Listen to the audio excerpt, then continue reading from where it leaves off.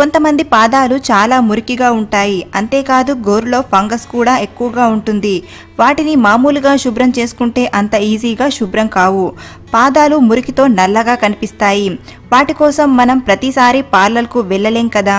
మనం ఇంట్లోనే పాదాలను పెడిక్యూర్ చేసుకొని అందంగా తెల్లగా మార్చుకుందాం. ముందుగా ఎక్స్ట్రా గోర్లను కట్ చేసుకొని నెయిల్ పాలిష్ని రిమూవ్ చేసుకోవాలి.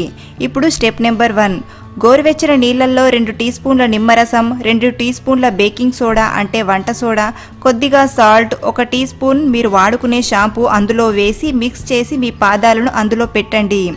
10 నిమిషాలు అయ్యాక కొద్దిగా షాంపూతో మీ పాదాలను మరియు గోర్లను బ్రష్తో సున్నితంగా రుద్ది పాదాలను శుభ్రం చేసుకోవాలి.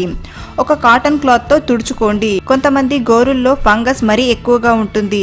అలాంటి వారు బేకింగ్ సోడాలో కొద్దిగా నిమ్మరసం కలిపి గోర్లపై అప్లై చేసి సున్నితంగా రుద్ది శుభ్రం చేసుకోవాలి. ఇప్పుడు స్టెప్ నెంబర్ 2, పాదాలకు ప్యాక్ వేసుకుందాం.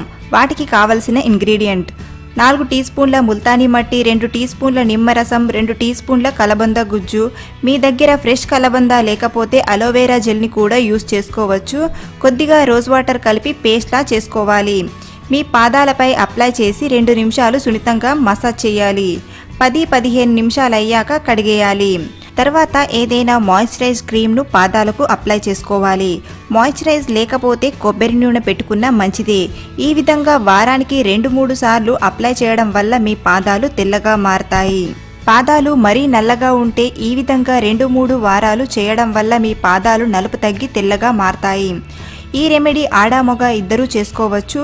సో ఫ్రెండ్స్, మీ పాదాలను ఇంట్లోనే పెడిక్యూర్ చేసుకొని అందంగా తెల్లగా మార్చుకోండి.